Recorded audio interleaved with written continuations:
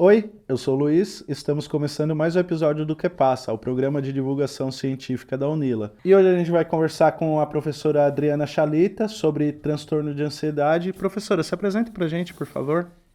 Olá, pessoal. Bom estar aqui com vocês, tendo essa oportunidade da gente poder falar dos transtornos de ansiedade.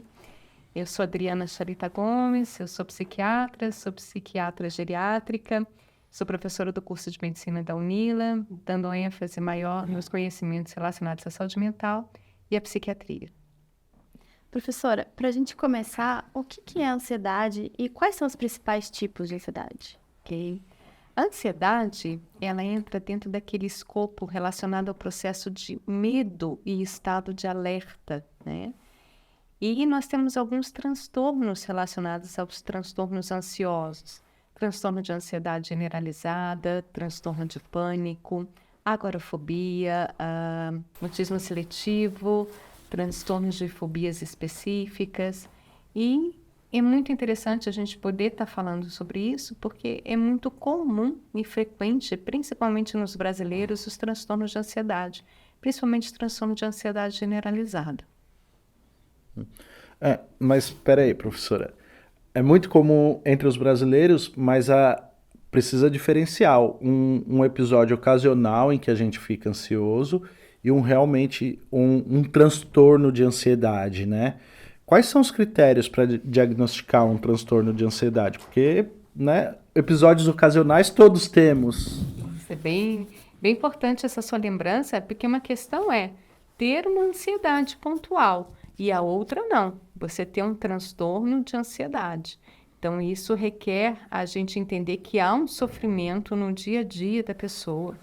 Quando a gente está falando de um transtorno de ansiedade generalizada, a gente está falando que pelo menos aquela apresentação é de 6 meses.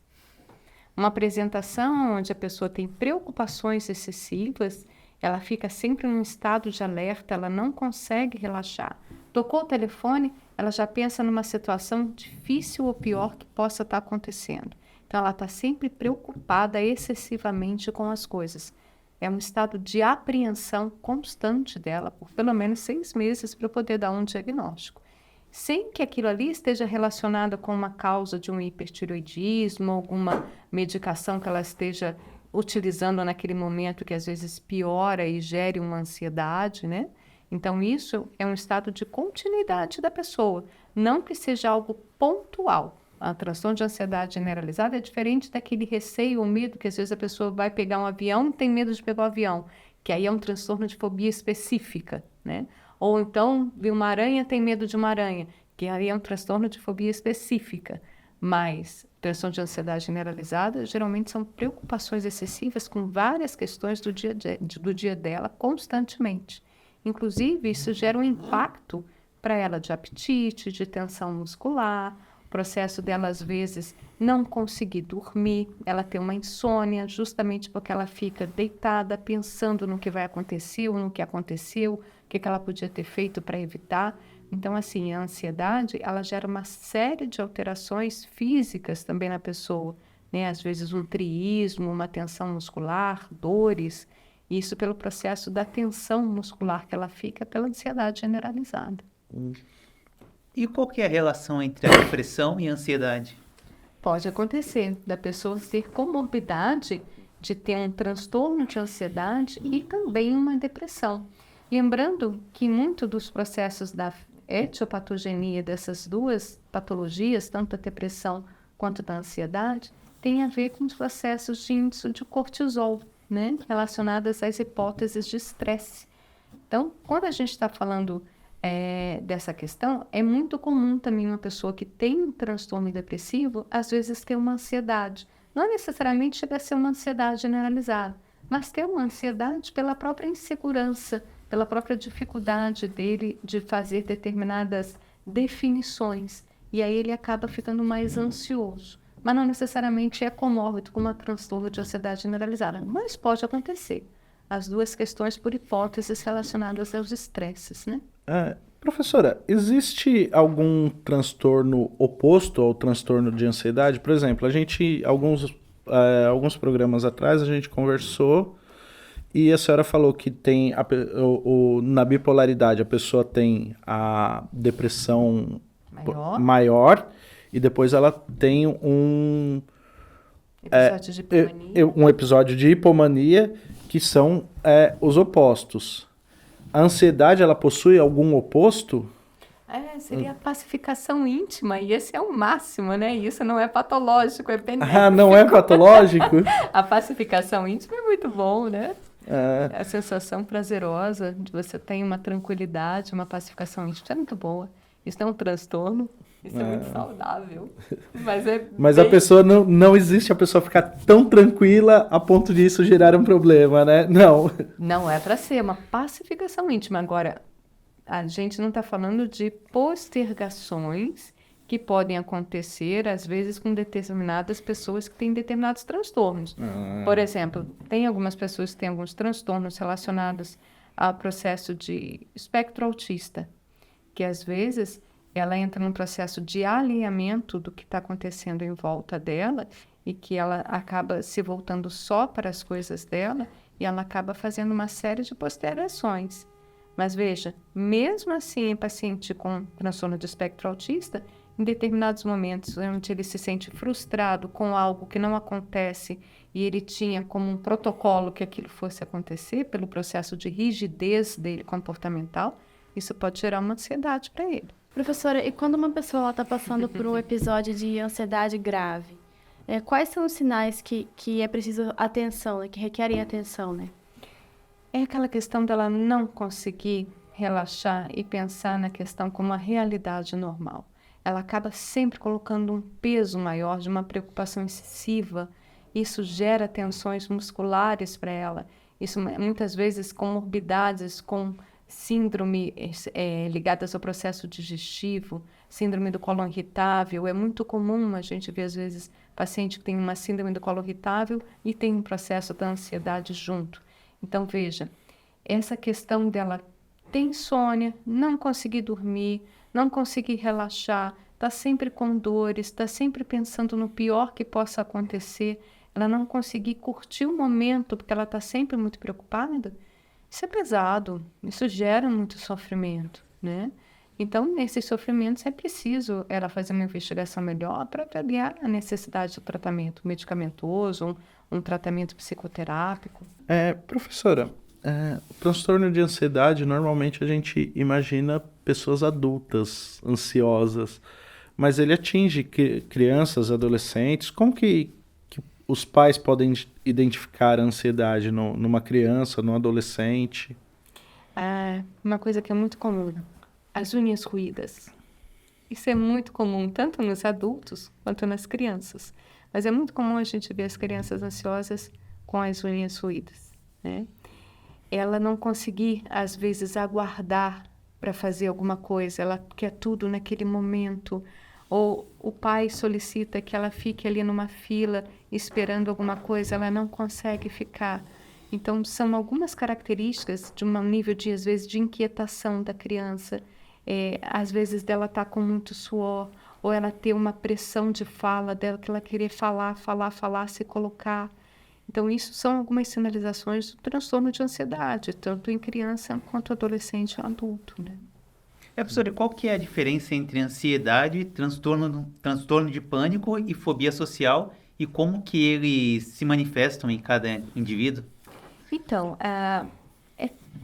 tanto o transtorno de pânico quanto o transtorno da fobia social e a ansiedade generalizada são sempre transtornos ansiosos. Todos os três estão dentro da características de transtornos ansiosos, né? Então, cada um tem uma maneira de classificação. Então, o transtorno da ansiedade generalizada é aquela pessoa que tem esse transtorno, geralmente ela precisa estar nessa apresentação de pelo menos 6 meses. Então, daquelas preocupações excessivas, num estado de alerta de alguma coisa que vai acontecer. E aí, isso apresenta-se para ela tanto em sintomas físicos, né, que às vezes são tensões musculares, determinadas dores, como preocupações excessivas mentalmente o tempo todo, situações que ela lembre que gerem estresse o tempo todo. Então, isso tem a ver com um processo tanto psíquico quanto físico, o transtorno da ansiedade generalizada. Isso, obviamente, causa um sofrimento para ela no dia a dia. Em se tratando do transtorno de pânico, a gente tem que falar da necessidade da presença de episódios de pânico. Para eu caracterizar um transtorno de pânico, esse episódio de pânico ele tem que acontecer mais de uma vez para aquela pessoa. E também tem que ser espontâneo, ou seja, ela não está indo para uma situação que ela possa ter um receio maior e esse episódio acontece. Ele é inesperado, ele acontece, às vezes ela está se sentindo tranquila, bem, e acontece esse ataque de pânico. Então, esse ataque de pânico, ele tem uma série de condições que geram muito desconforto para a pessoa. Então, nesses episódios, às vezes ela acontece de ter uma aceleração da frequência cardíaca, de se sentir asfixiada, de ter dificuldade para respirar, ou às vezes se sentir enjoada, ter vontade de vomitar, ou às vezes ela começar a ter sensação de formigamentos nos braços, nas pernas, ter uma dor aqui no peito, que ela tem uma impressão que ela pode morrer se ela não procurar um médico, então ela tem que procurar um médico naquele momento que ela acha que é uma iminência de morte, ou ela pode ter uma sensação de estranheza em relação a ela mesma, ou estranheza em relação aos outros.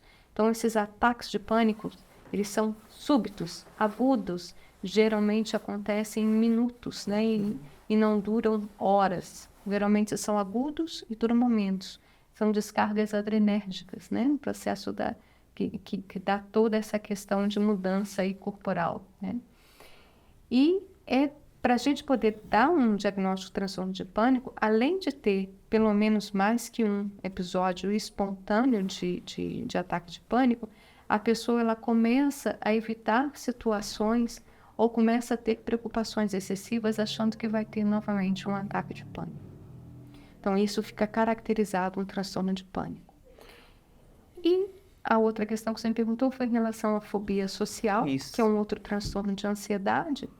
Na fobia social, uma das grandes questões é a pessoa ter receio de ir fazer determinadas coisas ou estar em determinados ambientes em que ela sente que ela pode estar sendo julgada, observada em sua exposição e sendo julgada. Então, ela acaba evitando de fazer essas coisas. O que a gente vê? Que gera muito sofrimento nessas pessoas. Às vezes, uma exposição oral. Às vezes, um trabalho de faculdade que ela tenha que fazer uma exposição oral, que ela tenha que defender alguma questão num seminário, algum simpósio, que ela tem que fazer alguma apresentação, que ela fica com muito medo e muito receio de expor e como é que os outros vão julgá-la. Às vezes, situações mais comuns. Ela vai numa festa, mas quando ela chega naquela festa, aquele grupo de colegas que ela conhece já chegou antes, já está todo mundo reunido. Aí vai ser difícil para ela chegar naquele grupo, porque já está todo mundo reunido. Então, ela fica pensando, ou às vezes ela nem tem consciência disso, do receio que ela tem de chegar e ser julgada por aquele grupo.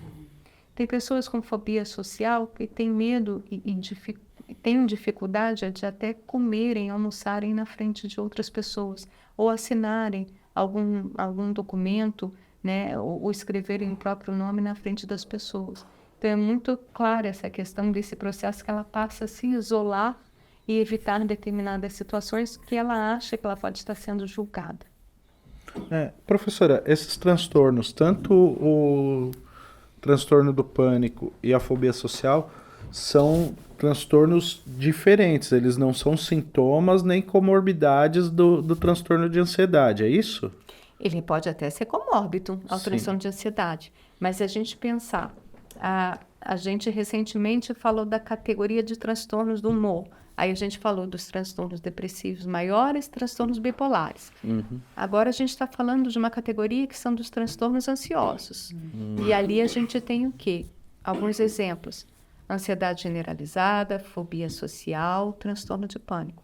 Tem outros transtornos, mutismo seletivo, fobias específicas, ansiedade de separação, são todos dentro de uma categoria dos transtornos ansiosos. Professora, eu poderia dizer que a fobia social seria, sei lá, uma timidez patológica, uma timidez extrema ou não? É interessante porque a pessoa ela fica muito retraída e dá essa sensação da timidez, né? Mas assim, tem que estar presente esse receio do julgamento.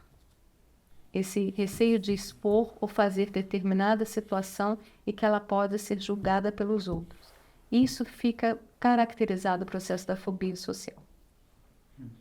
Professora, e quando a gente fala em tratamentos, né, para os transtornos de ansiedade, temos a medicação, mas que outros tipos de tratamento também podem ser efetivos? E são bem efetivas as terapias e psicoterapias. Algumas terapias comportamentais, terapia cognitivo-comportamental, os Gestalt, né?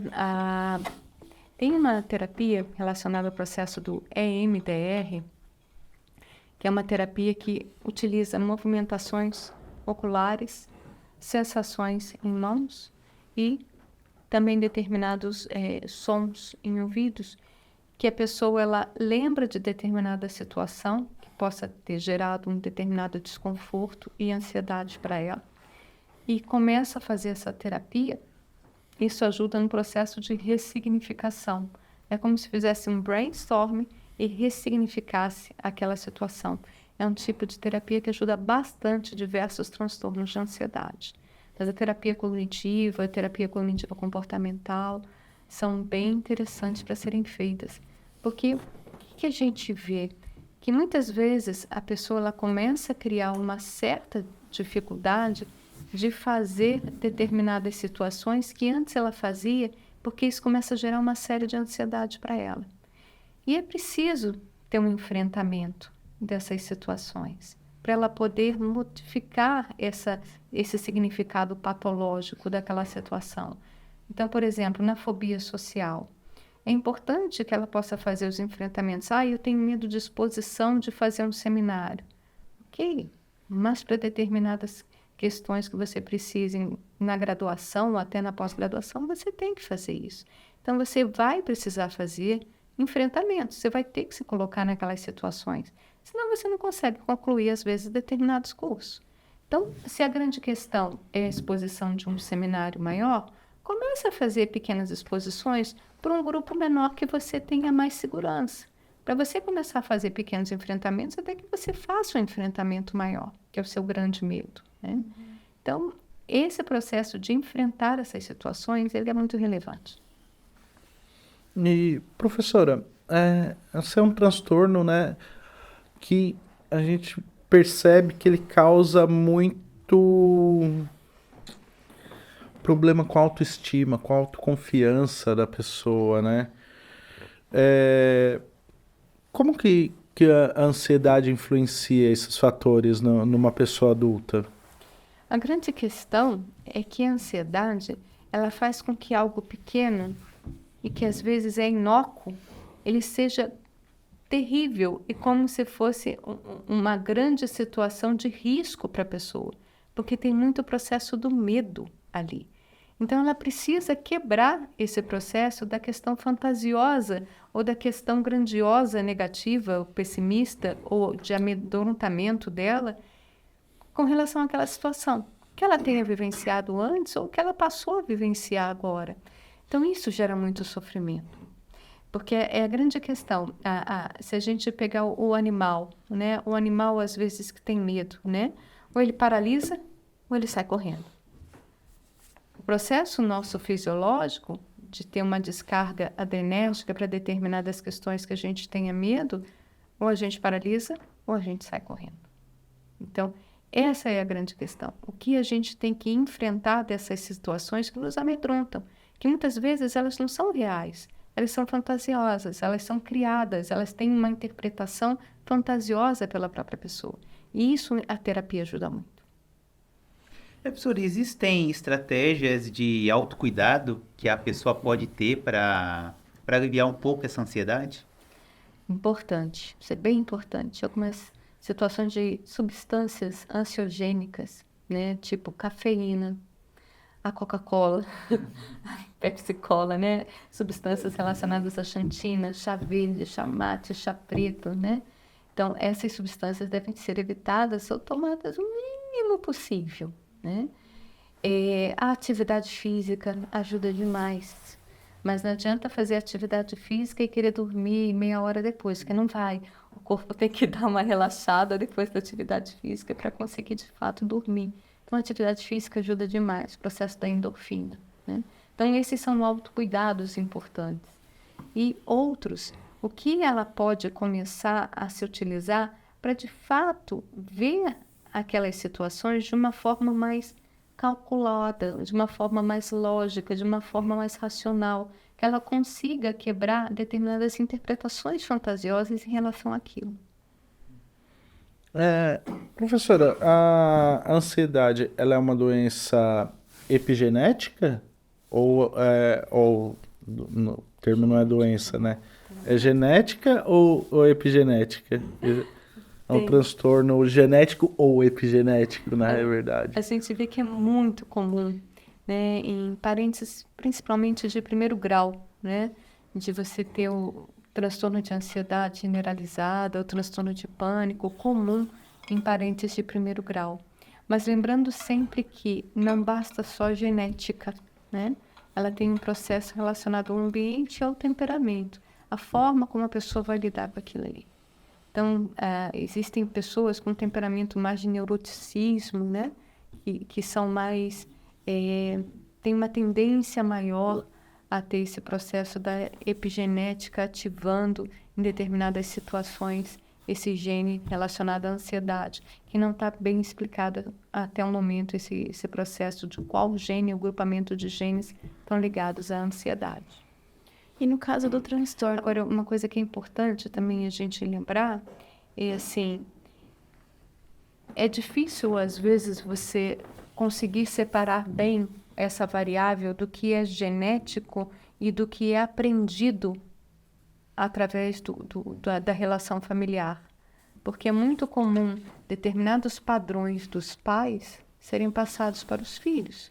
Então, determinados amedrontamentos dos pais serem ensinados aos filhos. E isso pode gerar uma criança mais insegura e, às vezes, um processo de um adulto mais inseguro e ansioso. Então, é difícil, às vezes, você ter essa separação do que realmente é a variável genética e a comportamental aprendida nessa relação familiar. Mas é lógico que tem um processo genético também. Mas existe também essa forma apreendida nessa relação familiar, nessa convivência familiar de alguns medos, de alguns receios, de alguns anseios, né? Então, isso é importante a gente relatar aqui também. Agora, uma outra questão também falando do processo de estresses relacionados à questão que são geradores do processo de ansiedade, o processo como a criança ela tem de desenvolvimento, às vezes é uma criança que sofreu determinados assédios quando criança, né? E isso começa a ser geradores de sensibilidades maiores ao estresse. E isso muitas vezes faz com que a criança vire um adulto facilmente mais estressável. E isso ser grande gatilho, né, para outras possibilidades de estresse quando determinados momentos de dificuldades na vida daquela pessoa acontecem. Então, se ela é uma criança, às vezes, que sofre muitos estresses infantis por várias questões de maus tratos ou até questões relacionadas à sexualidade, e isso são impactos importantes para ela, muitas vezes ela fica mais sensibilizada do ponto de vista de estresse e isso tem um impacto na vida adulta dela, quando alguns momentos que são geradores de estresse geram maior estresse para aquele adulto do que aquele outro que não sofreu, quando criança, essas condições maiores de sensibilidade ao estresse, sensibilização ao estresse. e no caso do transtorno de ansiedade, é possível superar essa ansiedade ou é uma condição que a pessoa tem que aprender a conviver pelo resto da vida? É importante a pessoa saber que há toda uma maneira de atenuação dessa ansiedade, né? Uma pessoa ansiosa, no seu início de vida, ela não precisa achar que ela vai ser ansiosa para o resto da vida. Isso tem como ser atenuado. A medicação, quando necessária, quando tem muito sofrimento para a pessoa, e isso causa um impacto importante no dia a dia dela, nas relações afetivas, na relação profissional ou relação de estudos, isso é importante que seja tratado, às vezes com medicação. Mas existem outras maneiras também de tratamento, né? Existe o tratamento com as psicoterapias. Então, uma pessoa que se percebe ansiosa e isso tem um impacto negativo para ela, que ela já percebe esse impacto negativo, né? Porque sempre tem um impacto negativo se você tem uma ansiedade constante. Mas às vezes a pessoa é ansiosa, isso é tão natural para ela ser ansiosa que ela não percebe que isso é negativo. Mas quando ela percebe, então assim, é claro que tem como ela fazer essa mudança. Ela avaliando o temperamento dela, a forma como ela tem de reagir às coisas, os hábitos e estilos de vida dela. Tem como mudar, sim. Professora, falando em hábito e estilo de vida, a gente é bombardeado de informação. A cada minuto tem informação chegando para a gente, há um volume muito grande e há uma sensação de urgência nas coisas, né? Isso pode ser um fator gerador ou desencadeador de um episódio de ansiedade? Pode. Vai depender de como você reage a eles, né? Porque, veja, é uma questão interessante esse processo da rede, né? Antigamente, alguém queria falar com você, ligava para você, né? Você não recebia uma ligação de 5 em 5 minutos. Mas o WhatsApp você recebe, às vezes, de 1 em 1 minuto, né? E a pessoa, quando encaminha um WhatsApp para você, às vezes ela tem uma necessidade, uma urgência, e ela acha que você tem uma obrigatoriedade de olhar aquele WhatsApp e responder naquele momento. Mas, às vezes, não é possível. Então, esse bombardeio, às vezes, de questões de solicitações, de mensagens, a gente vê que isso foi um grande fator que ajudou a estressar muitas pessoas e gerar muita ansiedade, principalmente em ambientes de trabalho. Com o processo da pandemia, que nós tivemos a pandemia Covid-19, a gente viu que em 2020 vários trabalhos foram possíveis terem essa questão de possibilidade de, em vez de ser presencial, fazer remotamente. E as pessoas elas precisavam ter classificações nos dias delas para ela saber que determinados horários são horários que ela dorme, outros que ela vai tomar banho, outros que ela vai fazer uma atividade física, outros que ela vai almoçar, outro que ela vai jantar, outro que ela vai trabalhar. Porque como teve essa questão remota, muita gente passou a utilizar isso e a todo momento está ligado em questões do trabalho. Não importava se era às 7 da manhã ou era às 10 da noite, porque ela estava em casa trabalhando. Então, isso é muito sério, porque é um bombardeio de trabalho e de solicitações que, obviamente, são geradores de ansiedade. Não tem como. E a gente sabe que o processo da Covid, né, não só com essas mudanças necessárias do próprio comportamento de trabalho, mas o próprio isolamento e o receio da doença, isso foi um grande fator que piorou demais o índice de ansiedade no mundo inteiro e no Brasil demais. Isso, as pesquisas têm mostrado que no Brasil os brasileiros tiveram um impacto muito grande de transtornos de ansiedade relacionado ao pós-Covid. A professora está falando das redes, né? Eu faço parte de alguns grupos de criadores de conteúdo, então um dos assuntos mais comentados é justamente a ansiedade, né? E eu vejo bastante esse ciclo, né? Muitos começaram a fazer conteúdos porque estavam sozinhos, estavam maus, aí começaram a fazer vídeos, publicações, começou a vir um monte de gente, aí animou e a pessoa se livrou, né? Um pouco daqueles sintomas. Só que aí depois o tempo vem, os números vão baixando e essa mesma rede social que ajudou eles agora fazem eles terem crise de ansiedade, estão sempre reclamando. Então eu queria saber como que a pessoa consegue encontrar o equilíbrio, né? Porque o mesmo que pode fazer bem também pode fazer mal à pessoa, né? A ponderação, eu acho que é um bom caminho aí para esse meio do equilíbrio, né? De você ponderar do quanto que você se permite estar sendo acessado, em que momento, e o quanto que aqueles acessos e o que colocam de você na rede social, em comentários, aquilo impacta para você. E isso tem relação com as suas expectativas em relação ao que vai ser impactado, né? Do que vão falar do seu trabalho ou do que vão comentar do que você postou. Então, isso às vezes são grandes fatores que geram ansiedade na pessoa.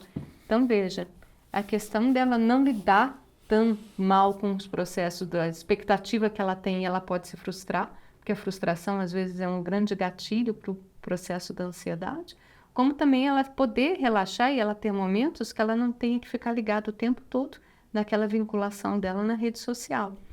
É muito comum a gente ver, às vezes, o pessoal, às vezes, vai dormir, antes de dormir, está no WhatsApp. né? Fica, às vezes, apaga todas as luzes do quarto e está lá com a luz do WhatsApp ou de outra rede social, e aquilo ali é um grande dificultador da pessoa, de fato, conseguir iniciar o sono, né? E aí, às vezes, ela desliga e quer dormir na hora. Não vai. Porque primeiro teve o processo ali relacionado à melatonina, que ele ficou com a luz ligada e vai ter a dificuldade ali do processo da melatonina. Então já vai ter uma dificuldade aqui na questão de insônia por isso. E outro que ele vai ficar pensando nas respostas que ele deu ou nas respostas que ele não deu, né? Então eu conheço gente que às vezes está dormindo, precisa ir no banheiro, leva o celular, quando vai ao banheiro e vê, às vezes, o WhatsApp de trabalho. Opa! Fica difícil assim, né? Como é que relaxa? Como é que dorme, né? É como tem gente lá que, por exemplo, posta uma publicação, tem 100 curtidas em uma, aí na outra tem 50 e já acha que tá tudo acabado, ninguém gosta mais dela, aí já apaga tudo, já quer acabar com todo o trabalho que ela fez até então, né? Tipo, essa reação que a pessoa tem, de manhã tá com um humor e à noite ela já tá completamente abalada por questões de números, né, apenas. É o processo do saber lidar com a frustração, né? Sim. Porque a frustração são as expectativas que a gente tem, né? E que às vezes não são atendidas. E isso gera uma frustração. Então tem que saber lidar com isso. Isso não pode ser um gerador de ansiedade maior, né? Então, mas tem como trabalhar isso. E quando a gente fala também na carreira profissional, isso também gera um tipo de ansiedade, né? Da pressão de ser bem-sucedido, das responsabilidades financeiras, né? Sim. E aí a gente vê, para mim, esses processos da situação financeira, para mim, um grande exemplo é o pessoal que trabalha com a Bolsa de Valores. O nível de estresse, de ansiedade com o pessoal, da ação que subiu, da ação que caiu, né? Como é que fica o índice do Ibovespa. Então, assim, o processo financeiro, é claro, estou dando algo bem caricaturado, que é o processo da volatilidade das ações de bolsa de valor, né? O quanto que isso impacta e as pessoas ficam ansiosas. Mas o processo financeiro impacta muito na questão de ansiedade, né? De dar conta, de ter a possibilidade de fechar as contas, conseguir pagar tudo e ter uma família, né? Que ele tem que sustentar, o trabalho, o emprego, o quanto que ele está conseguindo produzir, o quanto ele está sendo bem avaliado e ele não corre o risco de perder o emprego, né? Então, esses são fatores de estresse e geradores de ansiedade para muita gente. E aí, como que é o tratamento, como a pessoa pode buscar essa ajuda para esse transtorno? E eu queria saber também se na rede pública ela está preparada para receber esse tipo de paciente. Aqui, o ideal quando a pessoa começa a perceber que ela está tendo aquele nível de inquietação, aquele estado de alerta, né? Que ela não consegue relaxar. O ataque de pânico, que é muito claro, né? Que é aquela descarga que a pessoa não consegue ficar quieta. Muitas vezes ela procura o pronto-socorro porque acha que ela está infartando ou ela tem medo de enlouquecer, né? Que o ataque de pânico fica muito claro para ela, daquela descarga, né? Porque fica muito aguda, ela sabe que algo está acontecendo ali. Então, veja, todos esses processos da ansiedade, ela deve procurar uma avaliação de um psiquiatra. Muitas vezes ela vai fazer o acompanhamento com o psiquiatra, ou ela vai fazer o acompanhamento com o psiquiatra e o psicólogo junto, né? Então, da pessoa ter esse acompanhamento com um psiquiatra e um psicólogo, e ela pode fazer essa avaliação e esse acompanhamento na rede pública. Aqui em Foz do Iguaçu, nós temos alguns serviços que tratam o processo de transtorno de ansiedade. O Ambulatório de Saúde Mental de Foz do Iguaçu é um serviço para adultos que ajuda muito, né? Tanto na avaliação, no diagnóstico e o tratamento. Inclusive com medicações fornecidas pelo SUS que podem fazer o tratamento dos transtornos de ansiedade. E também podem ser encaminhados para o tratamento com psicoterapia, com psicólogos da rede do SUS. Porque também é muito comum, quando a gente está falando do serviço, né, de atendimento às pessoas, a pessoa que tem, às vezes, um ataque de pânico e que ela acha que está numa iminência de morrer, que ela começa a ter uma dor, ela sente uma dor aqui no peito, ela acha que é o coração dela, que ela está infartando, ela começa a ter uma sudorese. É muito comum, às vezes, ela ir direto procurar um serviço de urgência, né? E nós temos aqui pelo SUS, em Foz do Iguaçu, os tratamentos e serviços de urgência. E muitas vezes ela é investigada clinicamente, é feita a avaliação cardiológica dela e observa-se que não, que na verdade é uma crise de ansiedade, é um ataque de pânico, e essa paciente é encaminhada por serviços de psiquiatria que a gente tem aqui no município de Foz do Iguaçu. Um deles é o ambulatório de saúde mental. E esses ataques o quê? Duram horas, assim, na pessoa? Minutos? Dura um minuto, É rapidinho. geralmente agudo, mas gera muito Sofrimento. sofrimento. Ah, é muito sofrimento. É muito forte, né? Então a pessoa muitas vezes ela acha que ela está enlouquecendo, ou ela acha que ela vai infartar, que ela vai ter uma parada cardíaca, né? Então é muito comum essas pessoas procurarem as urgências, né? É muito comum essas pessoas procurarem as emergências dos serviços públicos, né? Então é muito comum aqui em Foz a gente ver os serviços de emergências com pacientes de ataque de pânico. E, claramente, tem que fazer toda a avaliação cardíaca para ver se de fato não é algum problema cardíaco, se a pessoa não está infartando. Mas não é incomum essa pessoa ser avaliada hoje e daqui a uma semana ela ir de novo no serviço de emergência achando que ela está tendo um infarto novamente, né? E ela não estava. E ela ser encaminhada para o serviço de psiquiatria do SUS. Aqui em Foz nós temos um ambulatório de saúde mental. Professora, a senhora falou que às vezes a pessoa tem, com episódios recorrentes, acaba recorrendo aos serviços de emergência, e aí não é só uma crise de pânico, só, né? Porque não sou eu que estou sofrendo, né? Acho que eu não devo usar esse termo. Mas assim, é muito comum as pessoas irem procurar os serviços de emergência e quando chega lá não é um infarto, é uma crise de ansiedade. Isso acaba gerando um estigma para a pessoa e para quem está de fora vendo, achando que aquela pessoa está sempre querendo causar ou criar uma confusão. Então, como que nós podemos lidar com esse estigma? Como que a gente pode incentivar a pessoa a procurar um tratamento, a se cuidar? Como nós que não sofremos desse transtorno podemos ajudar? É interessante isso que você comentou, né? Porque não é incomum a possibilidade da pessoa chegar novamente naquele mesmo serviço e falarem, lá vem ela de novo com aqueles mesmos sintomas, né? E não é nada. Não é nada do ponto de vista cardíaco, mas do ponto de vista psíquico e de sofrimento é bem sério e é bem importante, né? E essa questão de você estigmatizar ou já dizer, lá vem a pessoa com piti, lá vem aquela pessoa de novo com aquilo que não tem nada. Então, é importante que a pessoa que fale isso, ela passe a compreensão, passa a ter a compreensão de que ela está falando é totalmente estigmatizante para o outro e de pouca compreensão. Porque se ela acha que o outro não tenha nada, é porque ela não entende nada do que é uma ansiedade e o que é um ataque de pânico. Porque realmente gera muito sofrimento.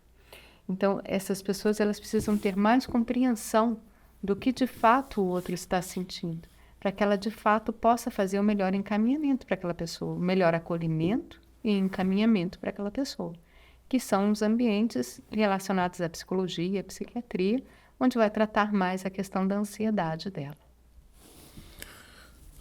Professora, teria mais alguma questão sobre esse tema da ansiedade que a senhora gostaria de tratar? Uma questão que eu sempre gosto de enfatizar, né? Não precisa a pessoa carregar o sofrimento dela por tanto tempo. Puxa vida, percebeu, não está bem, não está com uma boa qualidade de vida, está com uma geração de sofrimento, uma inquietação com ela, por que não tratar? Vamos ver qual é o melhor caminho. Às vezes é medicamentoso, às vezes é psicoterápico, às vezes são mudanças na maneira de pensar, na maneira de reagir. Então, assim, sempre há uma possibilidade da gente viver melhor. E se há um transtorno relacionado a isso, um transtorno de ansiedade que esteja gerando isso, poxa, vamos tratar, né? Não vamos perder mais tempo e mais sofrimento com isso, não. Professora, e quanto aos tratamentos paliativos, né? Eu costumo ver muitos vídeos na internet de mindfulness ou de meditação guiada. Esses procedimentos ajudam a não entrar numa crise, ajudam quem está na crise, ou eles não ajudam? Tem muitos desses tratamentos que, quando a pessoa está no processo agudo, eles primeiro sugerem o processo medicamentoso, o tratamento medicamentoso, para depois entrar nesse processo mais de outras terapias. Porque muitas vezes a pessoa está tão ansiosa e nisso o pensamento de uma pessoa com transtorno de ansiedade, muitas vezes ele não para. Ele fica o tempo todo, vai mudando de uma preocupação para outra, que ela precisa frear, primeiramente, isso. Então, ela às vezes não consegue nem fazer uma meditação, ela nem consegue fazer um mindfulness. Então, é importante que, às vezes, ela trate com a medicação, melhore a ponto dela poder fazer uso desses outros tratamentos em conjunto. E depois, ela vai retirando a medicação. As medicações são medicações que geralmente não dão maiores efeitos adversos, né? São medicações ansiolíticas que vão ajudar nesse estado de ansiedade dela, ou no ataque de pânico, ou nessa necessidade de se refugiar para não passar por um processo que ela acha que ela vai ser julgada, e isso gera uma ansiedade. Vão ajudar ela a dormir melhor, a melhorar a forma dela de pensar de uma maneira mais linear, menos com um curso agitado, um curso inquieto, né? Então, muitas vezes a medicação alivia, inicialmente atenua diversas questões e ela pode junto estar fazendo a terapia. O mindfulness é uma boa, sim. E em relação com álcool e drogas, né? Porque normalmente a gente vê, pelo menos o senso comum, mostra que as pessoas usam esses artifícios para lidar com a ansiedade, principalmente, né? Há uma relação entre as crises e o uso desses artifícios? É muito comum as pessoas, às vezes, se utilizarem da bebida alcoólica para procurarem um relaxamento, né, da própria ansiedade. Às vezes a cannabis também, né? Alguns pacientes, é interessante que alguns pacientes, eu já recebi pacientes que tinham preconceito de usar medicação, mas não tinham preconceito de usar cannabis. Eu falei assim, mas poxa, mas por que você pode usar cannabis para relaxar e não pode fazer medicação para você tratar, né? E é interessante a gente lembrar que o processo da cannabis, ela pode ser uma geradora de ataque de pânico. Então, tem que tomar muito cuidado com isso, né? E o processo do álcool, com o tempo, a pessoa criar uma dependência por álcool, que a gente já sabe que tem um dano, né, em consequência pelo uso crônico e às vezes agudo, dependendo da quantidade, né, que se faça. Então, por que não se utilizar de algo mais seguro? A gente sabe que são as terapias, as psicoterapias e medicações psicotrópicas, né, dos ansiolíticos que vão ajudar na ansiedade. Então, é uma questão da gente, de fato, se pensar racionalmente qual é o melhor, qual é o menos danoso, qual é o mais eficaz, o mais eficiente e de menor efeito adverso, que, ao meu ver, sem dúvida, é o tratamento medicamentoso associado à psicoterapia, medicamentoso com psicotrópicos. Professora, então a gente já vai encerrar. Eu queria agradecer a sua participação aqui com a gente, mais uma vez. Obrigada, eu que agradeço, sempre é a oportunidade da gente poder estar passando aqui as informações, né? E de que possa ajudar as pessoas a serem melhores acolhidas, né? Melhores entendidas e melhores encaminhadas. E para você que está assistindo, não se esqueça de deixar o seu like, se inscreva no canal e ative as notificações para receber o aviso dos próximos episódios. Até mais!